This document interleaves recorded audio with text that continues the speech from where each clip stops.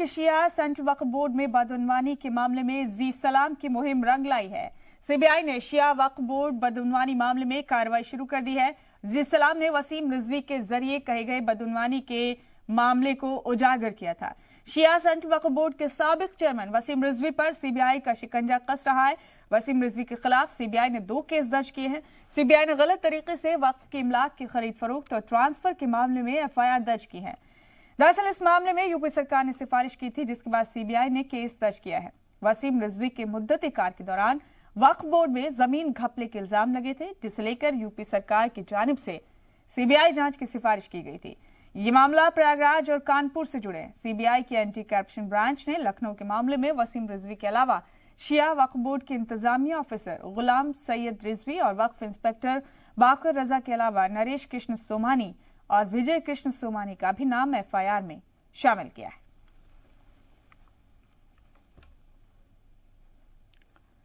वसीम रिजवी पर दर्ज एफआईआर पर यूपी सरकार के वजीर मोहसिन रजा के मुताबिक पिछली सरकार में हजारों करोड़ के वक्फ के इमलाक बेचे गए और बर्बाद किए गए, जिसमें योगी सरकार कसूरवारों को जेल भेजने से लेकर मुतासिरीन के साथ इंसाफ कराने का काम करेगी। भ्रष्टाचार की एक प्रकाष्ठा थी दोनों वक्फ बोर्डों में उत्तर प्रदेश के, तो इसलिए इसको लेकर सीबीआई की मांग लगातार उठती रही। पिछली सरकारों ने तुष्टीकरण की राजनीति के चलते उसको नहीं दिया, लेकिन हमारी जो सबका साथ सबका विकास और सबके विश्वास की नीति है और भ्रष्टाचार पर जीरो टॉलरेंस की नीति है, उसके तहत हमने इसको सीबीआई के हवाले कर दिया था। हमारी सरकार का स्टैंड साफ था कि हम लोगों को न्याय दिलाएंगे, क्योंकि मुस्लिम समाज के लोग जिनके उत्थान और कल्याण के लिए ये प्रॉपर्टियां वक्फ हुई थी, उनको खुर्दबुद कराने का काम पिछली सरकार, चाहे बसपा हो, सपा हो, कांग्रेस हो, इन्होंने कराया था।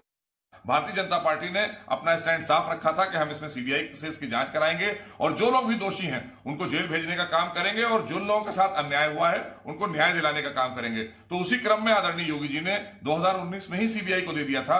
आज एफआईआर सीबीआई ने लॉन्च की है शिया वक्फ बोर्ड के चेयरमैन के खिलाफ, जिनके खिलाफ बहुत ही ज्यादा भ्रष्टाचार के आरोप हैं, और साथ साथ सुन्नी वक्फ बोर्ड में भी तमाम भ्रष्टाचार के आरोप हैं। तो दोनों ही बोर्डों की जांच सीबीआई करेगी और अब आप इंतजार कीजिए, इसमें बहुत सारे और भी नाम आएंगे जो इसमें शामिल थे पीछे से। वसीम रिजवी पर सीबीआई ने केस दर्ज किया है और इस मामले को लेकर समाजवादी पार्टी की जानिब से भी रद्द अमल सामने आए हैं। एसपी की तरफ से कहा गया है कि बीजेपी बदउनवानी खत्म नहीं करना चाहती है, सिर्फ माहौल बनाना चाहती है। वहीं कांग्रेस ने भी सरकार पर निशाना साधा है। कांग्रेस की तरफ से कहा गया है कि ऐसे लोगों को भारतीय जनता पार्टी की चापलूसी भी नहीं बचा पा रही। भारतीय जनता पार्टी, आपको हो गए 4 साल यहां सरकार चलाते हुए, लेकिन आपने एफआईआर क्यों नहीं की? क्यों नहीं इसके पहले कार्रवाई की? किस बात का इंतजार कर रहे थे? अब तो चली चलाई का बेला है, 2022 में आप चले जाएंगे, तो आप ये मार्केटिंग इवेंट वाली एफआईआर कर रहे हैं। कमाल है। ये समाज के लिए चिंता का विषय, उत्तर प्रदेश के लिए चिंता का विषय है कि भारतीय जनता पार्टी भ्रष्टाचार खत्म नहीं करना चाहती है, सिर्फ माहौल बनाना चाहती है। कमाल है भारतीय जनता पार्टी का भी। आखिर कब तक खैर मनाती? वसीम रिजवी के खिलाफ तो एफआईआर होनी थी, उसकी चोरी, उसके झूठ, उसके भ्रष्टाचार के खिलाफ जांच तो होनी ही थी। अब सीबीआई ने एफआईआर की है, अब उन्हें कानून के सम्मुख प्रस्तुत होना होगा। उन्हें भारतीय जनता पार्टी की गई चाटुकारिता भी नहीं बचा पा रही है। ये अपने आप में देखने की बात है। और हमारे साथ इस अहम खबर पर हमारे साथी विशाल रघुवंशी मौजूद हैं लखनऊ से बराह रास्त। विशाल का रुख करेंगे हम मजीद तफसीलात हासिल करने के लिए। विशाल, वसीम रिजवी साबिक चेयरपर्सन शिया सेंट्रल वक्फ बोर्ड के 2 एफआईआर उनके खिलाफ दर्ज की गई हैं। जी सलाम ने, जी मीडिया ने पूरी एक मुहिम चलाई इस मामले को लेकर, भ्रष्टाचार के बदउनवानी के इल्जाम हैं। विशाल, पहले तो पूरा मामला जरा तफसील से हमारे नाजरीन तक पहुंचाइए। देखिए, ये जो दोनों एफआईआर दर्ज हुई हैं, ये 2016 में चूंकि प्रयागराज में एक एफआईआर दर्ज हुई थी और 2017 में 27 मार्च को लखनऊ के हजरतगंज थाने में एफआईआर दर्ज हुई थी वसीम रिजवी के खिलाफ। सीबीआई ने जो एफआईआर दर्ज की है वो इन्हीं के आधार पर की है और लखनऊ वाली एफआईआर में वसीम रिजवी समेत 5 लोग आरोपी बनाए गए हैं और प्रयागराज वाली एफआईआर में मात्र वसीम रिजवी को ही आरोपी बनाया है। चूँकि वक्फ बोर्ड की जो तमाम ज़मीनें हैं उनकी खरीद फरोख्त, इसके साथ साथ उनको बेचने के मामले को लेकर अक्टूबर 2019 को यूपी सरकार की तरफ से सीबीआई से जांच कराने का अनुरोध किया गया था। हालांकि इसमें शिया वक्फ बोर्ड और सुन्नी वक्फ बोर्ड दोनों ही शामिल थे कि इन्हीं की तमाम जो संपत्तियां हैं कि खरीद फरोख्त जो हुई है उनकी जांच सीबीआई करे, जिसको लेकर फिलहाल अब सीबीआई ने करीब 1 साल बीतने के बाद इस पूरे मामले में एफआईआर दर्ज कर ली है और एफआईआर दर्ज करने के बाद अब इस पूरे मामले में ये कहा जा सकता है कि वसीम रिजवी की मुश्किलें बढ़ सकती हैं। हालांकि वसीम रिजवी ने अपनी तरफ से बयान जरूर जारी किया है कि कुछ लोगों के कहने पर उनके खिलाफ कार्रवाई की गई है, लेकिन अगर आप इस पूरे सिलसिलेवार पूरे घटनाक्रम को देखिए तो 2016 में प्रयागराज में बाकायदा शिया वक्फ बोर्ड के चेयरमैन वसीम रिजवी के खिलाफ एफआईआर दर्ज की गई थी। इसके बाद 2017 में लखनऊ के हजरतगंज थाने में 27 मार्च को एफआईआर दर्ज हुई थी वसीम रिजवी के खिलाफ। तो इन्हीं सब एफआईआर को आधार बनाया गया है। अक्टूबर 2019 को यूपी के अपर मुख्य सचिव गृह अवनीश अवस्थी की तरफ से एक लेटर सीबीआई को लिखा गया था, जिसमें शिया वक्फ बोर्ड और सुन्नी वक्फ बोर्ड की तमाम जो संपत्तियां हैं उनकी खरीद फरोख्त, उनका ट्रांसफ़र, इन सब मामलों को लेकर जो तमाम अनियमितताएं बरती गई हैं उस पर कार्रवाई करने की बात कही गई थी और उसकी जांच सीबीआई से कराने की बात कही गई थी, जिसको सीबीआई ने फिलहाल एक्सेप्ट करते हुए इस पर एफआईआर दर्ज कर ली है। हालांकि एक लंबा समय बीत गया एफआईआर दर्ज करने में, लेकिन ये कहा जा सकता है कि वसीम रिजवी समेत 5 लोगों के खिलाफ लखनऊ के हजरतगंज थाने में जो एफआईआर दर्ज हुई थी उसको आधार बनाया है। इसके साथ साथ प्रयागराज में जो वसीम रिजवी के खिलाफ एफआईआर दर्ज हुई थी उसको भी अपनी एफआईआर में जोड़ा है। जी विशाल, 2016 में आपने बताया पहली एफआईआर दर्ज हुई थी प्रयागराज में उनके खिलाफ। ये पूरे मामले का खुलासा कैसे हुआ, ये मंजर आम पर कैसे आया कि बदउनवानी हुई है शिया वक्फ बोर्ड में? विशाल,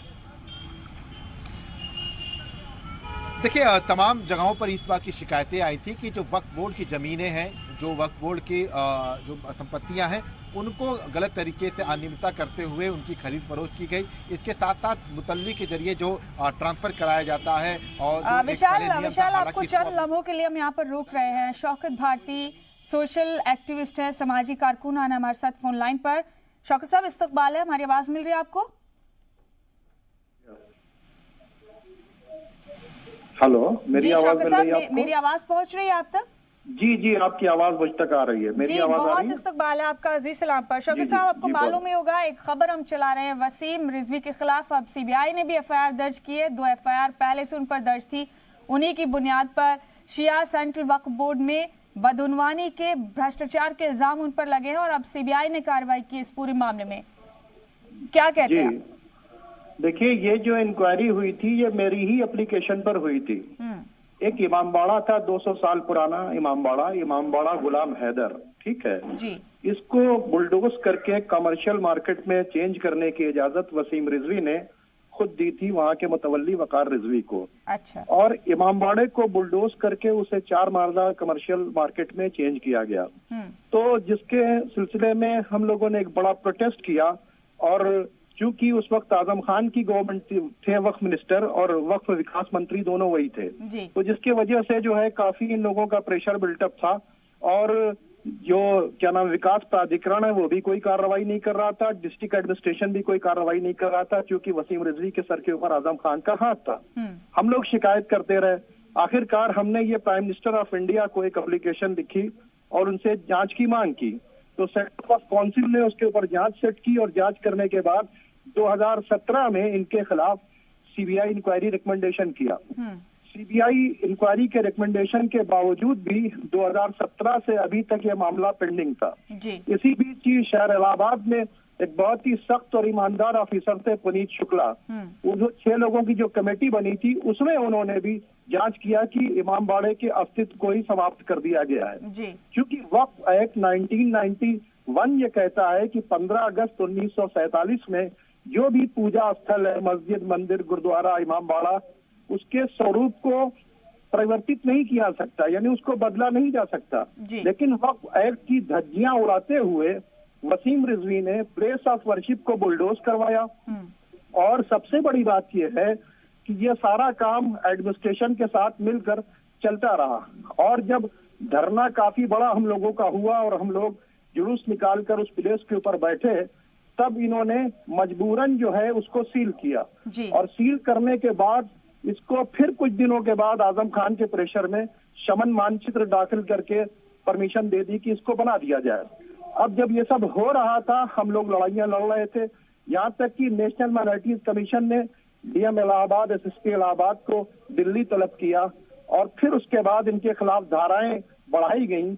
यहाँ तक कि 8 महीने पहले योगी सरकार ने इनके खिलाफ 153A में कार्रवाई की बातचीत की, लेकिन कोई कार्रवाई नहीं हो रही थी और इनको एक्सटेंशन दिया जा रहा था।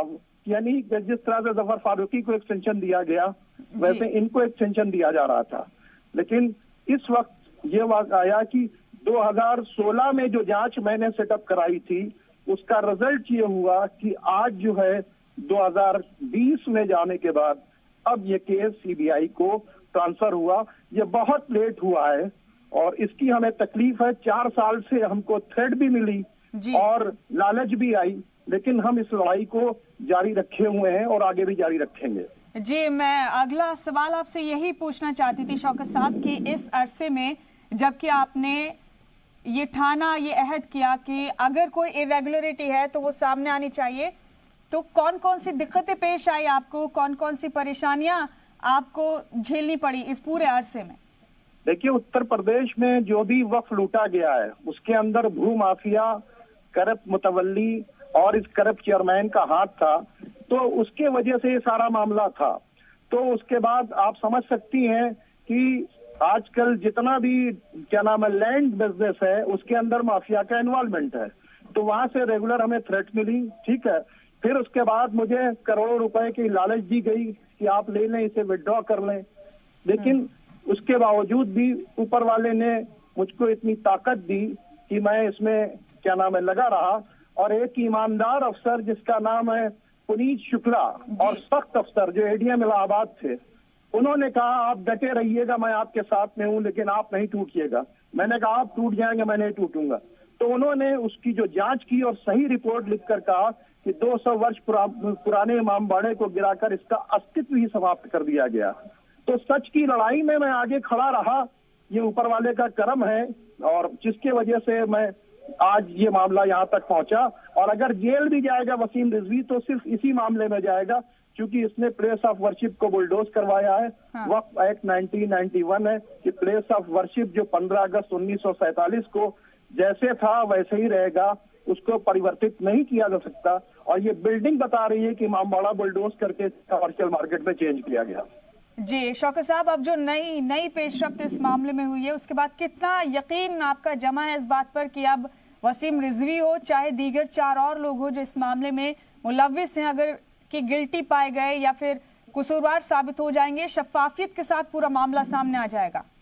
देखिए, एक बात मुझे यकीन तो पूरा नहीं है क्योंकि वसीम रिजवी को लगातार बचाया गया है। सब कुछ जानने के बाद वसीम रिजवी को इसलिए बचाया गया कि वसीम रिजवी अक्सर जो है सरकार के फेवर में बयान दिया करते थे और ऐसे बयान देते थे कि जिससे जो है मतलब एक फायरी बयान देते थे। और सब कुछ जानकर ये बात तो आप बताइए, इलाहाबाद शहर के अंदर जब इलीगल तमाम क्या नाम है कंस्ट्रक्शन गिराए जा रहे हैं तो शहर इलाहाबाद के अंदर बना हुआ ये इलीगल कंस्ट्रक्शन क्यों नहीं गिराया गया? उत्तर प्रदेश में जहां जहां भी अवैध निर्माण है वो सब गिराया जा रहा है। इलाहाबाद के अंदर कम से कम तमाम इलेक्ट्रॉनिक और प्रिंट मीडिया जानता है कि कम से कम जो है 100 से ऊपर बिल्डिंग गिराई गई। तो आखिर इमामबाड़े पर बनी हुई इस कमर्शियल मार्केट को क्यों उत्तर प्रदेश सरकार ने नहीं गिरवाया? ये मेरा सवाल है। और यहाँ तक कि मेरी सिक्योरिटी विड्रॉ की गई जी। और क्यों? जब थ्रेट जानने के बावजूद, तमाम इंटेलिजेंस रिपोर्ट के बावजूद, 2 साल पहले जो इंटेलिजेंस रिपोर्ट आई है उसमें मेरा नाम अखबारों में छपा कि इनको सिक्योरिटी देनी चाहिए, लेकिन ना मुझे सुरक्षा दी गई, मेरी सुरक्षा हटाई गई, बल्कि वसीम रिजवी को वाई कैटेगरी की सिक्योरिटी दी गई। यह है हाल। जी शौकत साहब, लेकिन अब यूपी हुकूमत की सिफारिश के बाद सीबीआई ने नए सिरे से इस मामले में मुदाखलत की है। विशाल हमारे साथी भी हमारे साथ बने हुए हैं। विशाल, एक एडमिनिस्ट्रेटिव ऑफिसर शामिल है वक्फ के, इसमें एक वक्फ इंस्पेक्टर वकार रजा शामिल है, इसमें 2 और लोग हैं विशाल, विजय कृष्ण सोमानी और नरेश कृष्ण सोमानी। ये लोग कौन हैं?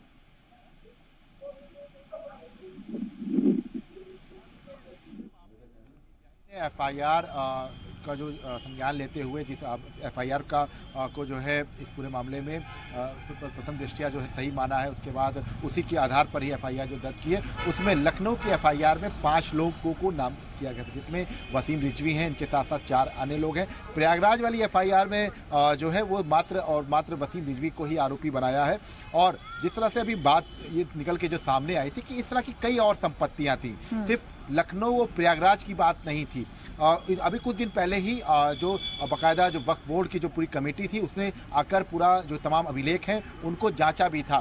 सीबीआई चूंकि हालांकि इस बात को कहा जा रहा है कि 1 साल का वक्त हो गया था, अक्टूबर 2019 में बाकायदा जो है एक सिफारिश की गई थी और उसको फिलहाल अब 1 साल के बाद ये कहा जा सकता है कि 1 साल के बाद उस सिफारिश पर एफआईआर दर्ज की गई है। तो लेट बहुत हुआ है, इस बात से कोई तय इनकार नहीं कह सकता है, लेकिन हकीकत में अगर देखा जाए तो अभी इस तरह के और भी कई मामले हैं।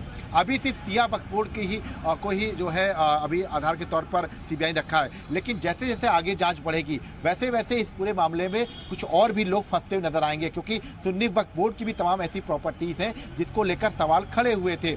और यहाँ तक तमाम आरटीआई, चाहे आप रामपुर की बात कर लें या फिरोजाबाद की बात करें, मुरादाबाद की, लखनऊ में, ये तमाम ऐसी जगहों पर कुछ ऐसी प्रॉपर्टीज थी जिनमें अनियमितताएं बरती गई थी, बाकायदा इनकी खरीद फरोख्त की गई थी और जो मानक होते हैं, जो एक्ट होता है, उस एक्ट को दरकिनार किया गया था। तो ये तमाम ऐसी चीज़ें थी जिसको लेकर सीबीआई जो है अब आगे जांच करेगी। और ये कहा जा सकता है कि अभी चूंकि 2 ही एफआईआर दर्ज की हैं, लेकिन आने वाले समय में इन एफआईआर में कुछ और भी चीज़ें ऐड ऑन की जाएंगी सीबीआई की तरफ से, और इसमें कई और लोग हैं जिसमें शामिल होंगे इस पूरे खरीद फरोख्त में, उनके ऊपर भी शिकंजा कसेगा सीबीआई का। जी विशाल, हमारे साथ शौकत भारती साहब मुसलसल बने हुए हैं। शौकत साहब, क्योंकि आप इस पूरे मामले को मंजर आम पर लेकर आए, क्योंकि आपकी कोशिशों का, आपकी काविशों का नतीजा है कि बदउनवानी का अगर ये मामला सरअंजाम दिया गया है तो उसका पर्दाफाश भी बहुत जल्द हो जाएगा।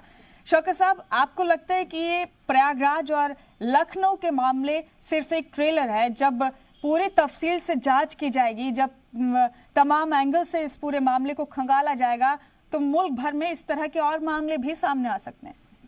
देखिए, मैं आपको बताऊं कि जब मैंने एक इंक्वायरी सेटअप करवाई थी प्राइम मिनिस्टर के जरिए 2016 में, और 2017 के आसपास उसके ऊपर एक जांच हुई उत्तर प्रदेश में शिया और सुन्नी वक्फ बोर्ड के लूट की। ये मैंने जांच सिर्फ इलाहाबाद की नहीं करवाई है, उसमें 40 पेज की रिपोर्ट सेंट्रल वक्फ काउंसिल ने किसकी है कि सुन्नी वक्फ बोर्ड की लूट की है, और 36 पेज की रिपोर्ट शिया वक्फ बोर्ड के लूट की है, जिसके अंदर रामपुर भी है, जिसके अंदर इलाहाबाद भी है, जिसके अंदर लखनऊ भी है, जिसके अंदर सहारनपुर भी है, जिसके अंदर मुजफ्फरनगर भी है, जिसमें आगरा भी है, जिसमें कानपुर भी है।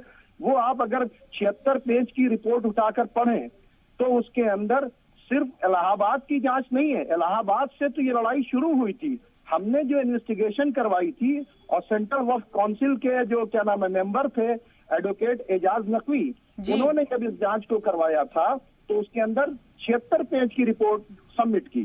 फिर अभी मुख्तार अब्बास नकवी की तरफ से अभी 2 महीने पहले सेंट्रल वक्फ काउंसिल की 3 लोगों की कमेटी आई, उन्होंने भी आकर जांच किया।